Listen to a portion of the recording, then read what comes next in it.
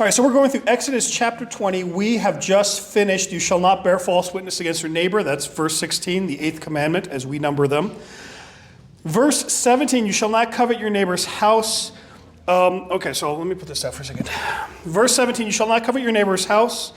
And then at this point, this is where Lutherans divide, and we say that that's the 9th commandment, and then the 10th commandment is everything in the neighbor's house.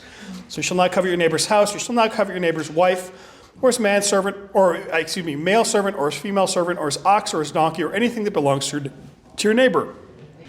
But yeah, so for Lutherans, this is how we get to the number 10, because we know that there's 10 commandments, but God doesn't say the first commandment is, the second commandment is, the third commandment is. So Lutherans, we say, okay, well we're going to break this part up into 2 commandments. It doesn't really matter how you count the commandments as long as you get them all. In here, the way that it's divided, the first one is your neighbor's house. The second is everything in or related to your neighbor's house. This includes not just property, but also relations. Neighbor's wife or his male servant, female servant, ox or donkey, or anything that belongs to your neighbor. So coveting is when you desire something to the point where you're plotting to take it. It's not just you got a nice car, you've got a nice house, but it's, I want your house. In fact, I'm going to fantasize about taking your house. We talked about this with the earlier commandments with something like you shall not steal. This is the precursor to stealing. The fantasy about, the planning about, I want to take that person's. So before you go and you commit the act of stealing, you almost always commit the act of coveting. Now maybe that you're a kleptomaniac and you're walking, hey, somebody left their phone out, and you just take it. Yeah, that's still stealing, but a lot of times when you think about, I want my neighbor's stuff, I want that thing, how can I get that thing? How can I plan to take that thing that's not mine? And that's coveting right there. Later on in the New Testament, Paul talks about the law, and he says that I would not have known that it was a sin to covet except that God revealed it to me. So there's some sins that there's some commandments that are kind of written on our hearts that God, as he makes us, we know intrinsically we have some sort of feeling against murder, that murder is wrong or that stealing is wrong. There's a degree of ew that we feel when it comes to some sins. Whereas other sins like coveting, we only know that it's a sin because God told us in the Bible that it's a sin. This is what Paul is saying later on. It's probably cross-referenced here, actually. Let me see. Verse 17. All right. So understood as 2 commandments. Let's see. Unlike earlier commandments that address action, these 2 focus on intentions. Ambrose says, love of money, then, is an old and an ancient vice, which showed itself even in the declaration of its divine law. The Hebrew word for covet is sometimes to crave, if you prefer that. All right, yeah. Okay, I'm not seeing the reference that I was thinking about for the New Testament. All right, yeah, so this is coveting. It's desiring something that's not yours, craving something that's not yours. This one's pretty straightforward, where the other commandments have some nuance here. This is just I've got a rule for one of my kids, the Michael rule. If it's not yours, don't touch. But it can extend to if it's not yours, don't take. Don't plan, don't plot, don't scheme on taking things. In the explanation, Luther's small catechism explanation, he talks about it's not just about trying to steal like you're breaking in and committing like a heist, but also planning on how are you going to turn your neighbor's wife against him? How are you going to turn his children against him? How are you going to turn his servants against them? If you're running a business and you've got another business and you're saying, well, how can I make the employees at that business turn against their employer so then they come over and they work for me? That sort of inter-business politics. There's actually moral commands regarding that. Yeah. I mean, you can. Yeah. I mean, it's one thing to say, hey, we offer a great benefits package at our company. It's another thing to say, hey, you know what? You should really hate your boss. I'm going to really undermine your relationship with your employer. Okay, so that's the 10 Commandments. We usually, Lutherans, close the 10 Commandments for what does God say about these commandments. Really, that is, what verse is that? That is verse 5. We put verse 5 at the end.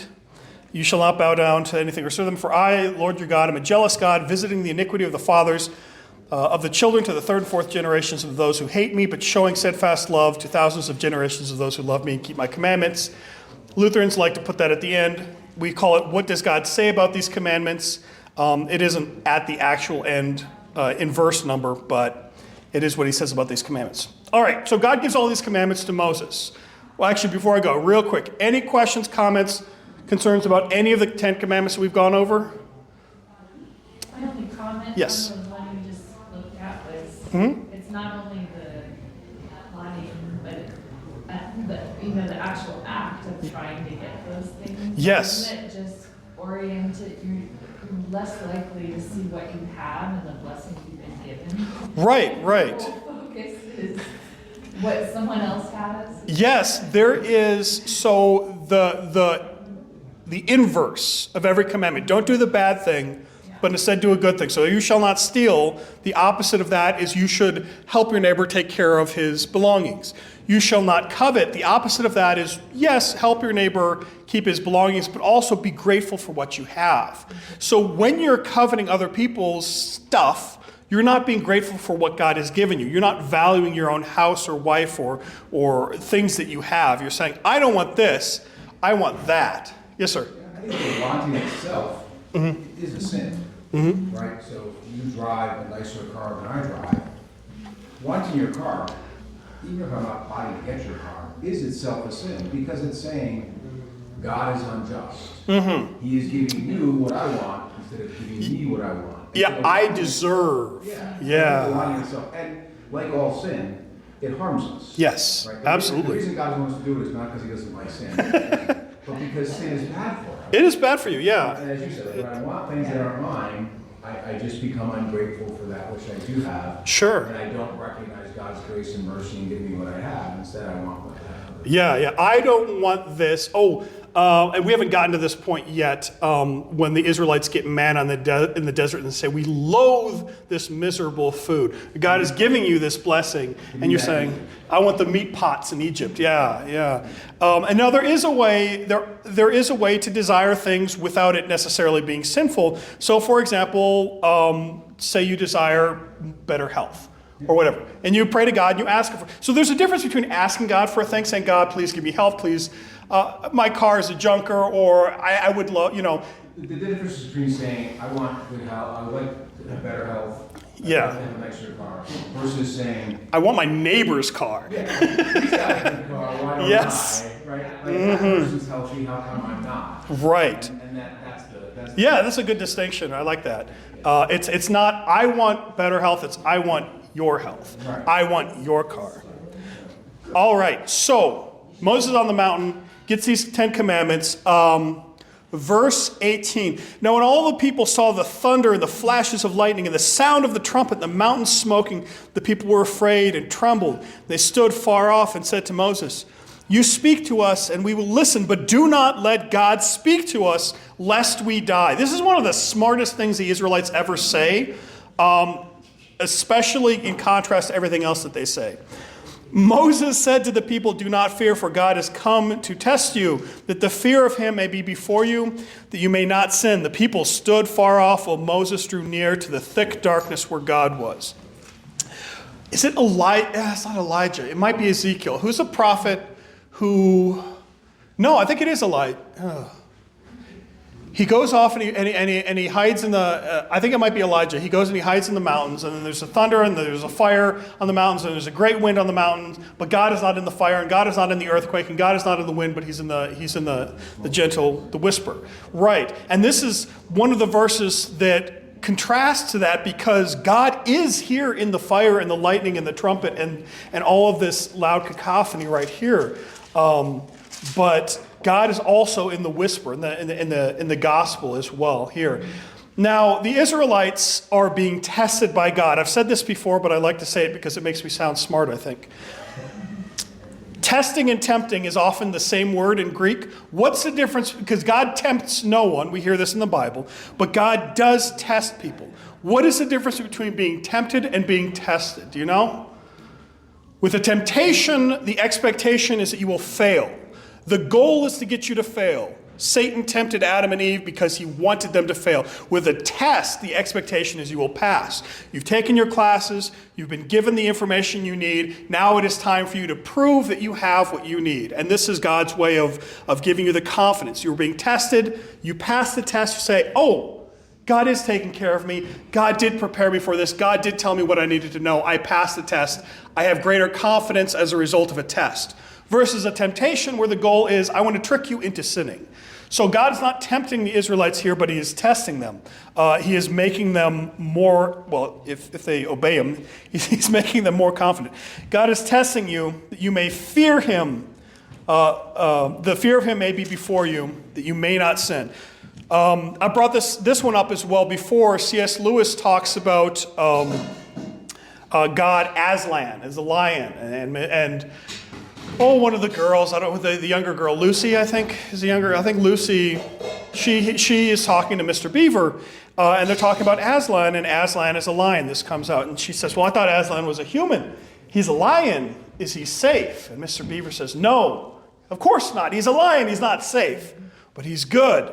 And that's the difference here. God is not safe in that you can do whatever you want and there's no consequences. That you can run up to the mountain of God and there's no consequences. At least the Israelites understood this. They didn't want to talk to God face to face because they were terrified of God. God was, fire and lightning and thunder and everything like that. And this is a good thing. You should have this fear of God.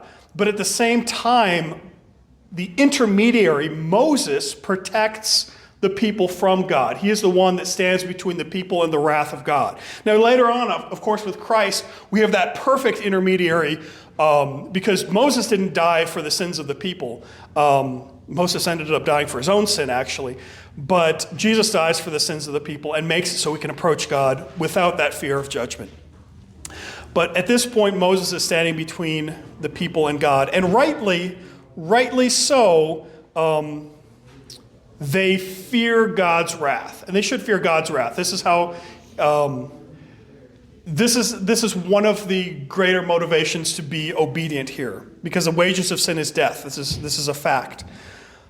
Now it would be perfect. It would be better if they obeyed God because they loved God, but the other reality is that they should fear God. That's another good reason to obey God. God can be loved and feared at the same time. We do not obey God because we think it saves us, but we obey God because we love him and he loves us.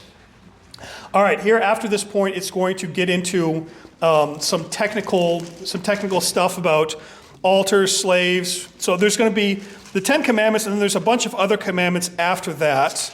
It's going to be a little while before you get to what happens with Moses and the rest of the people. So he starts describing the tabernacle and things like that. So we'll go through this, but there's going to be less sort of broad applicability. Verse 22, and the Lord said to Moses, thus you shall say to the people of Israel, you have seen for yourselves that I have talked to you from heaven. You shall not make gods of silver to be with me, nor shall you make yourselves gods of gold. An altar of earth you shall make for me, and a sacrifice on it your burnt offerings and your peace offerings, your sheep and your oxen. In every place where I cause my name to be remembered, I will come to you and bless you.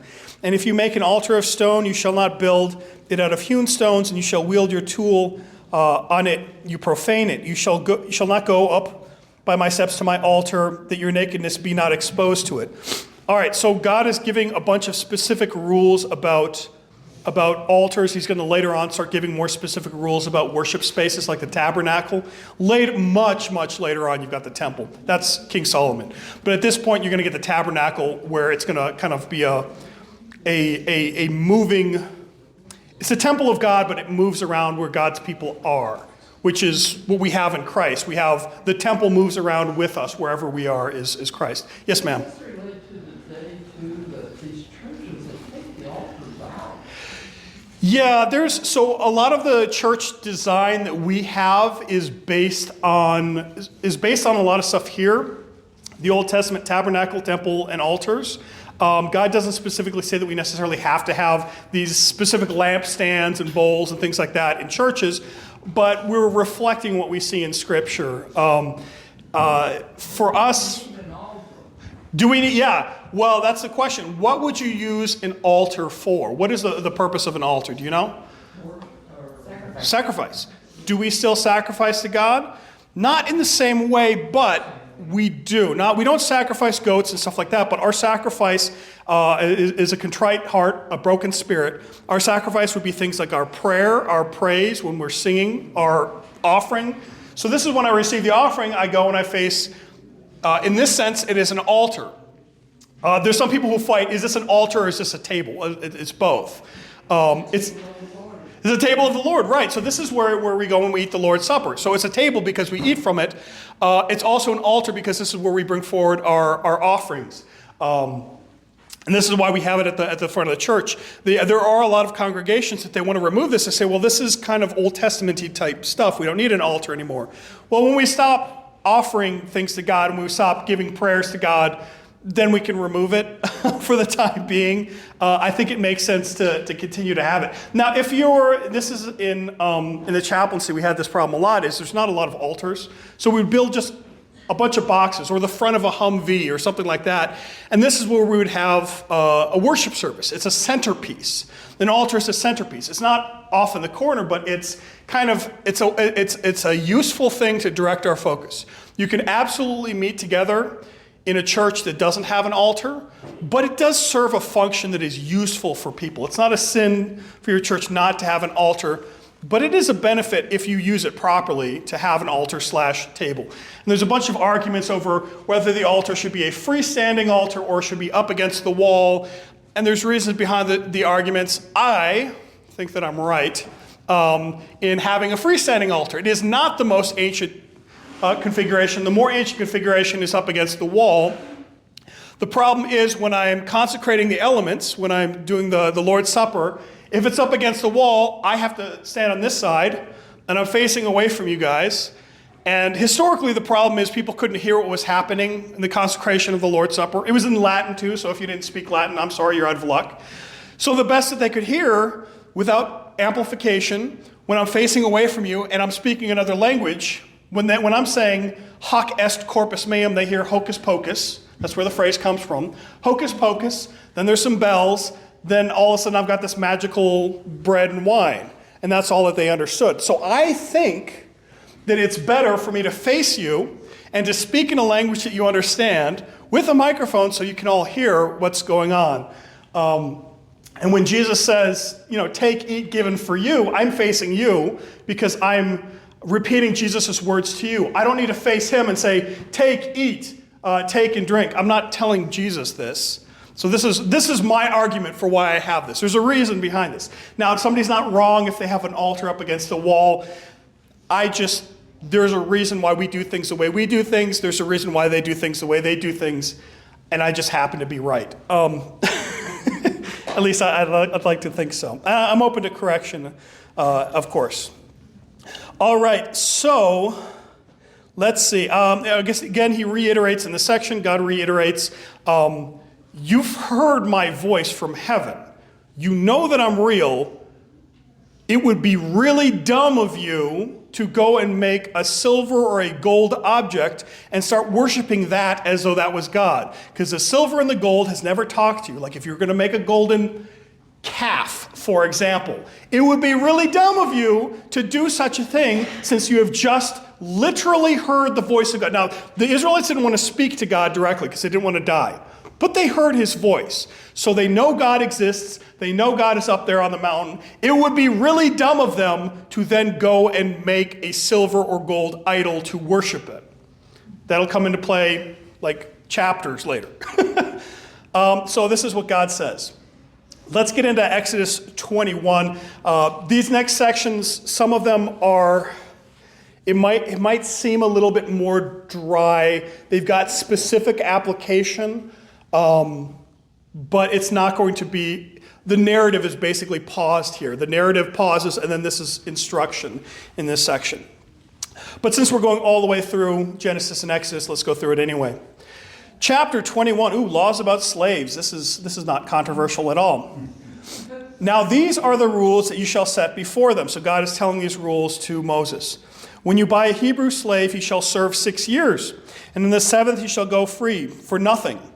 If he comes in single, he shall go out single. If he comes in married, then his wife shall go out with him. If his master gives him a wife, and she bears him sons or daughters, the wife and her children shall be her master's, and he shall go out alone. But if the slave plainly says, I love my master, my wife, and my children, I will not go out free, then his master shall bring him to God, and he shall bring him to the door of the doorpost, and his master shall bore his ear through with an awl, and he shall be his slave forever. All right, so first and foremost, something we have to address is that not every time the word slave, in Greek it's doulos, it's often translated as servant, but it's the same word. Not every time the word slave is used is referring to the same thing.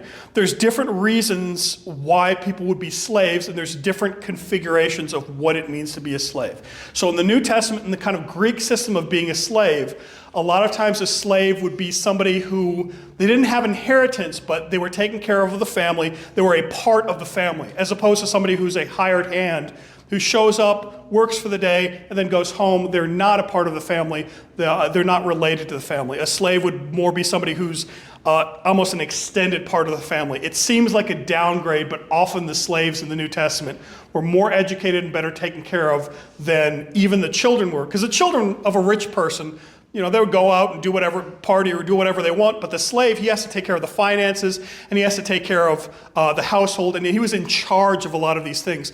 So he would be really well educated, and he would be really well trusted. Kind of like a nanny, yeah, but we don't have so much nannies and kind of butlers and people kind of live in people like this anymore. But so it's hard for us to put in context that when the Bible talks about things like slaves and servants, it doesn't mean what we mean in the 21st century necessarily. So in this case, when you buy a Hebrew slave, okay, so why, is this just buying and selling people like commodities? Not really. Later on, it'll get into the concept of, it's not so much indentured servitude, but the idea is, if you're not able to take care of yourself, it is a charitable thing to do to say, okay, you can't provide, you can't work enough, or you can't make enough money to take care of yourself. So here's what. I will pay you to live in my household. Well, I won't pay you, but you will live in my household and you'll take care of my kids for 6 years, and all of the money you owe me will be forgiven. So rather than paying me back, you're going to work off your debt instead. And then after 6 years, the 7th year, you're freed. But what if the person really likes living with this family? Well, that option is available for them to permanently be a part of the family as well. So this is not the same as like antebellum slavery. This is often what is thought of it. That is not how the slaves in America were treated, or the slaves in the Moroccan, the European and the Arabic slave trade. They're not treated the same as this. So again, when you hear the word slave, don't immediately assume it's always talking about the same thing. It's actually really complicated. All right, chapter 21, verse 7. When a man sells his daughter as a slave, she shall not go out as the male slaves do. If she does not please her master, who has designated her for himself, then he shall let her be redeemed. He shall have no right to sell her to a foreign people, since he has broken faith with her. If he designates her for his son, he shall deal with her as with a daughter. If he takes another wife to himself, he shall not diminish her food, her clothing, her marital rights. And if he does not do these 3 things for her, she shall go out for nothing without payment of money. The idea of arranged marriages seems extremely foreign to us, and even kind of like icky, because everybody wants to kind of be their own master. And whether or not that's the system, that system itself is wrong, these are laws dealing with systems that already existed. So God is not saying, I hereby institute slavery, and everybody should go get slaves, and you should go and make slaves of people. But rather, God is already talking about a system that exists, a system of slavery, and he's giving rules for it. So if this is how people are already living, these are the restrictions that he's placing on how they are treating one another. So this is not necessarily an outright This is not saying go and make slaves of people, go and take people slaves, go and treat people as slaves, go treat your daughters as slaves and sell your daughters and stuff. But he's saying when these things are happening, this is how you mitigate the situation. This is how you behave in this situation in a way that is honorable and takes care of people. All right, I'll keep going. Whoever strikes a man so that he dies shall be put to death, but if he did not lie in wait for him, but God let him fall into his hand, then I will appoint for you a place which he may flee. But if a man willfully attacks another, to kill him by cunning, you shall take him to the altar that he may die. Okay, so this is less talking about slavery. This is more we talked about this in the 5th commandment when this came up. There's a difference between manslaughter and murder. There's a difference between you get into an argument with a guy and you get into a fight over something and you don't want him to die, but he ends up dying as a result of that fight, and you're lying in wait intentionally trying to kill a person. And this is a distinction being made for accidental deaths. For an accidental death, God will appoint a place for him to go and to flee. So basically he's going to kind of be in exile versus an intentional murdering of a person. That person doesn't have the opportunity to go into exile. That person is put to death. So this is God giving kind of a legal distinction here between killing and murder. So again, this kind of harkens back to the 5th commandment. All right, and then we're going to have other, you might see echoes of other commandments here as well. Whoever strikes his father or his mother shall be put to death. So remember, honor your father and mother, and this is the opposite of that. Whoever steals a man and sells him, and anyone found in possession of him, shall be put to death. So stealing and selling people is a no-no. Whoever curses his father or mother shall be put to death. When men quarrel and one strikes the other with a stone or his fist, the man does not die but takes to the bed. Then if the man rises again and walks outdoor with his staff, he who struck him shall be clear. Only he shall pay for the loss of his time and shall have him thoroughly healed. So this is going to be a distinction between, let's say, assault and battery and murder, or assault and battery and homicide. So again, this is not God saying you're allowed to kill people. You're allowed to beat people up as long as they serve. This is not God endorsing these activities, but God is saying when these activities occur, these are the consequences, these are the laws to follow for these activities.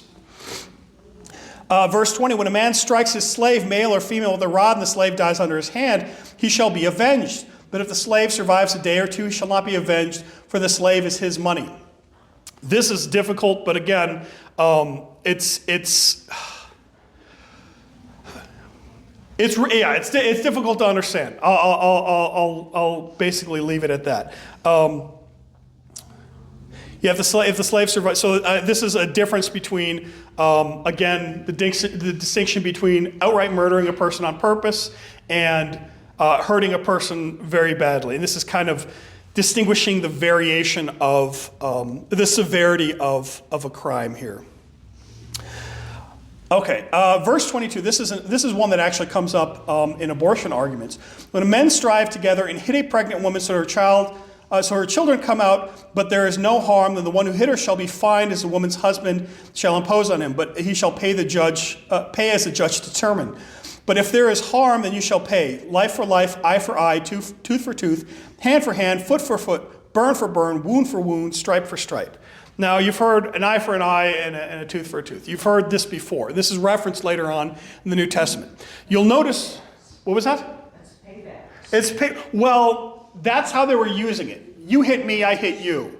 And this is kind of the way that people had been using this passage. But what this is saying here, this is not saying that every person must get vengeance, you must get your pound of flesh from the other person. Rather, this is saying that the consequences of a crime should fit the severity of a crime. If you do something bad to a person and you put their eye out, then this isn't necessarily that you get put to death, but the consequences should be balanced. So this is the principle, an eye for an eye, rather than the whole head for an eye. This is more about the equality of consequence for action, and not about any time somebody does something bad to you, you have to do something bad to them in return. Remember, Jesus comes out with the turn the other cheek and all these other statements that he makes But yes, that's how people were taking it. They were taking it as, well, eye for an eye means that anytime somebody does something bad to me, you hit me, I hit you.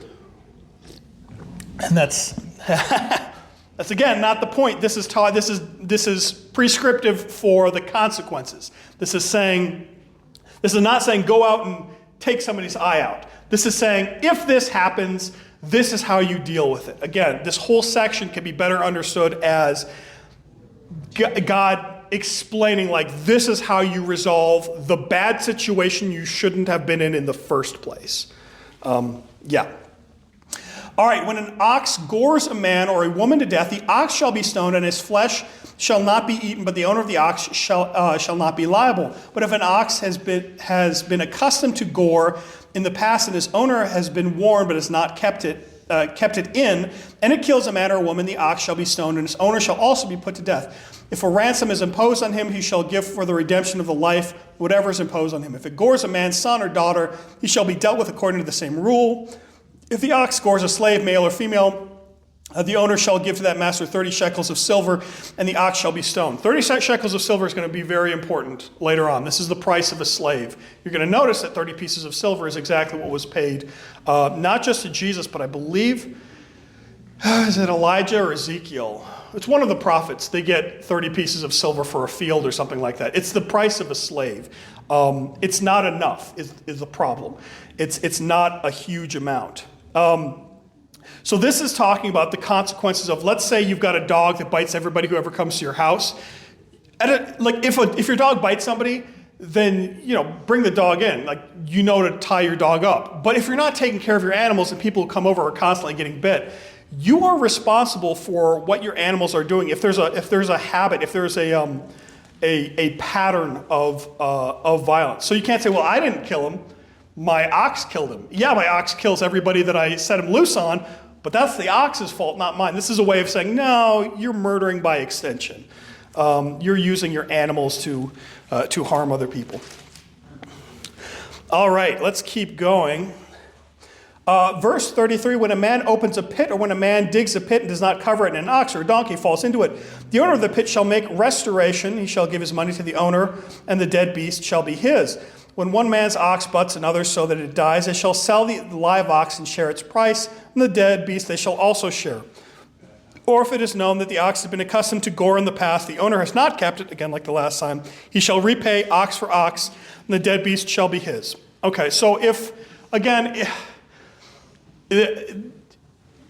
these situations, something bad happens, even the person who does something bad, just because you do something bad doesn't mean you automatically forfeit all of your property, but rather the consequences, you're gonna pay for the damage that you've done, but you get to keep the damaged thing, basically. So if your actions cause another man's ox to die, you gotta pay for the ox to replace the ox, but because you paid for it, that ox is now yours. It's just kind of the sensible consequences of that. In our society, we kind of have a forfeiture of goods. So if you destroy if you destroy your neighbor's car, you have to pay for his car, liability insurance, but you don't get to keep the destroyed car that you essentially paid for. That's the difference here. So it's less about punishment and it's more about responsibility. So if you break somebody's stuff, you pay for it, but you break it, you bought it, means now it's yours. You paid for it, now it's yours. That's kind of what's going on there. Chapter 22, if a man steals an ox or sheep and kills it or sells it, he shall repay 5 oxen for an ox and 4 sheep for a sheep. If a thief is found breaking in and is struck so that he dies. Okay, so the first part is the distinction. If you're intentionally trying to get your neighbor's stuff, stealing, then the consequences of stealing is you're going to repay these things. You'll remember Zacchaeus, the wee little man, talks about he's going to repay everybody he stole from, I believe it's fourfold, 4 times over. If a thief is found breaking in and is struck so he dies, there shall be no blood guilt for him. But if the sun is risen on him, there shall be blood guilt for him. He shall surely pay. If he has nothing, then he shall be sold for his theft. If the stolen beast is found alive in the possession, whether it's an ox or donkey or sheep, he shall pay double. All right, so if somebody breaks into your house in the middle of the night to steal stuff and you kill him, you're not responsible for his death. However, if you see somebody in the act of stealing your stuff, you're not allowed to just go out and kill them, but rather the consequences, there are other consequences that should fall on him instead of being put to death. So the consequences for stealing, if you can stop him, are that he has to pay back, he has to pay double, that sort of thing. Versus if somebody's breaking in the middle of the night, you don't know if they're going to steal your stuff, you don't know if they're going to murder, you don't know what their motivation is. So if they die, then you're not guilty for that. I remember there was a legal case a while back where this guy, houses in the neighborhood were regularly being broken into. And this one guy knew that his house was going to get broken into. So he pretended that he wasn't in the house. He parked his car down the street and he hid down in the basement of the house. And he waited for the people to break in. It was like two cousins, a male and a female. They were like 17 years old or whatever. They broke into his house and he waited at the man broke into his house. He waited at the bottom of the stairs. And he shot the guy. And this is all recorded on audio. He's got like a security system that's recording this all. And you can hear him talking to himself that he's going to kill these stupid kids when they come in. So he sees this kid break into his house. He shoots him. The kid falls down the stairs. You can hear him over the kid who's still alive, basically saying, this is what you get for, And so he shoots this defenseless kid again. Now the kid has broken into the house, but at that point he shoots him again. He moves the body away. He waits for the sister to come in. The sister comes in. He does the exact same thing to her. His gun even jams. And he says, "Oh, I'm going to get you." And then he goes and he gets a different gun and he shoots her. All of this is recorded on audio. It's pretty horrific to hear. So this goes before a judge, and he says, "Well, I have the right to defend my property. I have the right to shoot people who break into my property." And the judge rules basically, no, yes, you do have the right to defend your property, but this was malicious. You're intentionally laying a trap for people that you know are going to be in the house, and even after you've disarmed them, you're murdering them. So he gets charged with 2 counts of murder for this. In fact, it's premeditated murder because he specifically knew this was going to happen. So this is kind of a similar situation to that. Whether like if somebody breaks into your house, wrong house, and they die, that's different than, okay, I know this person is going to try to steal from me. I'm going to set up a trap for him and then kill him. At that point, that's murder. That is not an eye for an eye. That's, I'm going to kill somebody for exchange for them trying to take my stuff. All right, let's see. Okay, verse 5, if a man causes a field or vineyard to be grazed over, or lets his beast loose in a field, and it feeds on another man's field, he shall make restitution for the best in his own field and his own vineyard. So if you let your cattle go and eat your neighbor's crops, you don't give them the leftovers, you give them the good stuff from your own crops. It's just fair. If a fire breaks out and it catches in thorns, so that stacked grain or standing grain in the field is consumed, he who started the fire shall make full restitution. Again, if you're starting fires, you're responsible for what happens with that fire. If a man gives his neighbor money or goods to keep them safe, and it is stolen from the man's house, then the thief is found, he shall pay double. If the thief is not found, the owner of the house shall come near to God to show whether or not he put his hand to his neighbor's property. For every breach of trust, whether it is an ox or a donkey or a sheep, for a cloak, for any kind of lost thing of which one says, "This is it," the case both parties shall come before God. The one whom God condemns shall pay double to his neighbor. So again, this concept of stealing from somebody you pay back double is a pretty recurring theme. So if you're being sneaky about stealing, you're saying, "Yeah, I'll take care of your stuff." Oh no, somebody broke into my house and stole it, but you really kept it. Then this is something that has to be judged, and you pay back double. If a man gives to his neighbor a donkey or an ox or sheep or any beast to keep safe, and it dies, or it is injured, or it is driven away without anyone seeing it, an oath by the Lord shall be between both to see whether or not he has put his hand to his neighbor's property. The owner shall accept the oath, and he shall not make restitution. But if it is stolen from him, he shall make restitution to the owner. If it is torn by beasts, let him bring it as evidence. He shall not make restitution for what has been torn. So again, you're taking care of your neighbors, like you've got a ranch or whatever, you're taking care of your neighbors' animals. If you've intentionally stolen the animals, you'll pay for that. If a wolf breaks in and you're taking care of your neighbor's sheep and you had nothing to do with this wolf, you're not responsible for that. It's a tragic loss, but you're not being a thief.